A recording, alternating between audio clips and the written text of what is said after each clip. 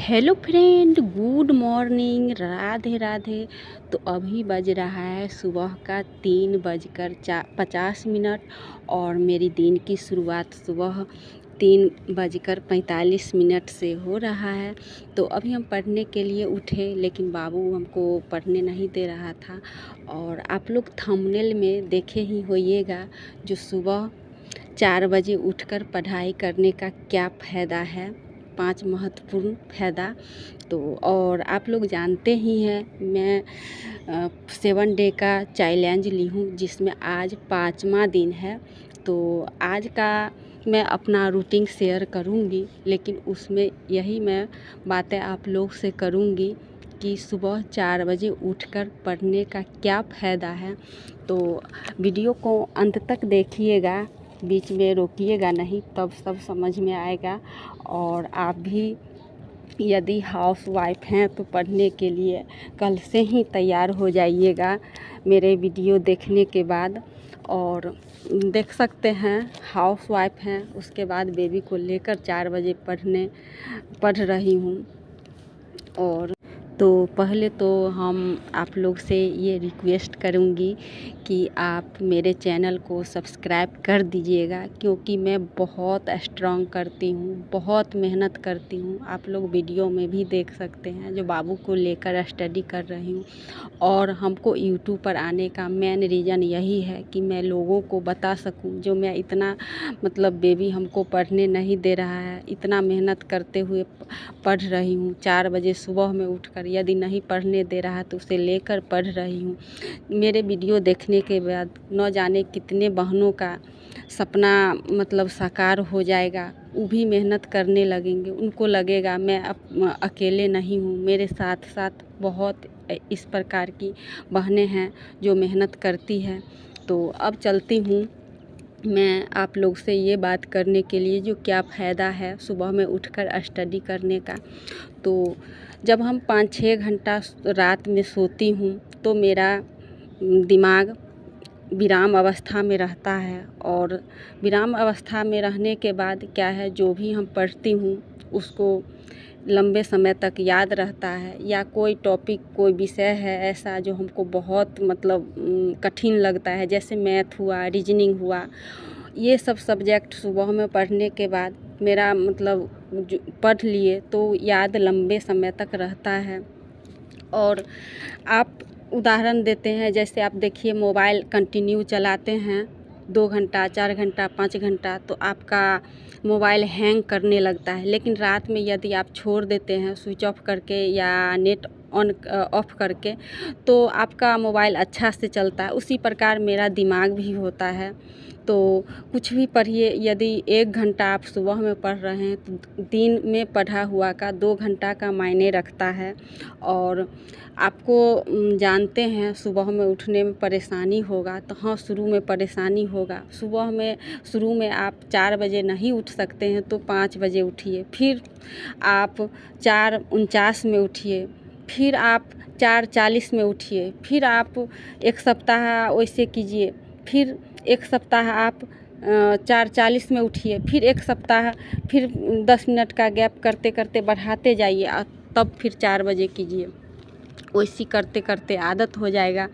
तो ये कोई ये नहीं है जो नहीं होगा, नींद टूटने का है। अगर यदि आपको आदत हो जाएगा तो उस समय बिना अलार्म लगाए ही आपको नींद टूट जाएगा। देखिए, हम अपने बारे में बता रही हूँ, हम अलार्म लगा देती हूँ, क्योंकि मेरा छोटा सा बेबी है, पूरे रात हमको परेशान करता है। कभी ऐसा होता है जो 3 बजे उठती हूँ और फिर सो जाती हूँ, तो 3 बजे उठने के बाद नहीं नींद टूट पाता है। तो इसलिए हम अलार्म, अपने छोटा सा बेबी है इसलिए लगा के रखी हूँ। लेकिन हमको रोज़ लगभग 3:30 बजे अपने आप नींद टूट जाता है पढ़ने के लिए। हमको अलार्म से पहले ही मैं जाग जाती हूँ लगभग दिन। और कभी कभार नहीं होता है, नहीं उठ पाती हूँ, तो उसी दिन जिस दिन बाबू हमको ज़्यादा परेशान रात में करता है उस दिन नहीं उठ पाती हूँ। तो आप लोग भी प्रयास कीजिए, ज़रूर होगा, ऐसा नहीं है। सुबह में उठने से बहुत फ़ायदा है। और सबसे बड़ी चीज़ है, उस समय स्वच्छ वातावरण रहता है सुबह के टाइम में। दूसरी कारण है। तो सुबह में स्वच्छ वातावरण, पॉल्यूशन की मात्रा कम रहती है, तो हम जब सांस लेते हैं ऑक्सीजन अपने सांस के द्वारा अंदर लेते हैं, तो वो स्वच्छ ऑक्सीजन मेरे अंदर जाता है, तो मैं थकती कम हूँ। और थकती कम हूँ तो जो भी पढ़ती हूँ अच्छा मन रिलैक्स मन से पढ़ लेती हूँ, और जो भी पढ़ती हूँ सो मेरे मतलब अस्थायी रूप से याद हो जाता है। उसके बाद बहुत लोग पुराने ज़माने के लोग, वो मतलब नहीं है, वो मतलब उसको हम नहीं मानते हैं, लेकिन फिर भी आपको थोड़ा सा बता देती हूँ। जो पहले ज़माना के लोग कहते थे जो 4 बजे सुबह में भगवान धरती पर दसों दिशा के भगवान हैं जो धरती पर आते हैं, और जो इंसान देखते हैं, जो काम करते रहते हैं, वो काम सफल हो जाता है। ये है नहीं, आप लोग से वैसी बात कर लेते हैं। और तो हम लोग पढ़ाई करते हैं नौकरी के लिए, तो मतलब एक मान्य कहते हैं, लेकिन ये सब है नहीं। तो यही सब है। उसके बाद आपका घर में तीसरा कारण है, जो आपके घर का माहौल अच्छा रहता है, शांत रहता है, सब लोग सोए रहते हैं, ना इधर खटखट ना उधर खटखट। सड़क है घर के नज़दीक तो गाड़ी भी कम चलती है।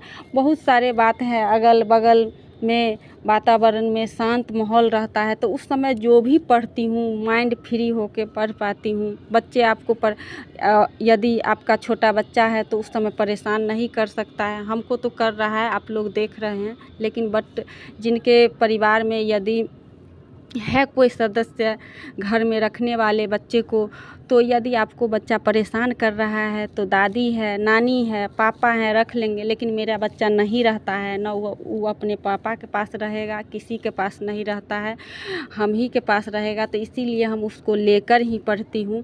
तो ये कारण है। और 5वां कारण है, जो उस समय आपको कोई फ़ोन नहीं कर सकते हैं, या आपके मोबाइल में कोई मैसेज नहीं आ सकता है, या आपको कोई बात करने के लिए घर पर नहीं आ सकते हैं, या कोई आपको कुछ काम से बुला नहीं सकते हैं। मतलब ये सब कारण है जो आप कंटिन्यू 2 घंटा या 1 घंटा का यदि आप टारगेट रखे हैं तो कंटिन्यू पढ़ सकते हैं, बीच में उठना नहीं पड़ सकता है। तो ये सब कारण है सुबह में पढ़ने का। जो कंटिन्यू आप हाउसवाइफ है तो उठना पड़ता ही है। हमको तो कह सकते हैं आधा घंटा भी कंटिन्यू बैठकर नहीं पढ़ पाती हूँ, क्योंकि मेरे घर की पूरी जिम्मेवारी मेरे ऊपर है, तो हम नहीं पढ़ पाती हूँ। तो आज का यही छोटा सा ब्लॉग था। फिर अगले ब्लॉग में आप लोग से मिलूँगी, लेकिन आप लोग से रिक्वेस्ट करती हूँ प्लीज़ मेरे चैनल को सब्सक्राइब कीजिए, लाइक कीजिए, और उसके बाद शेयर कीजिए।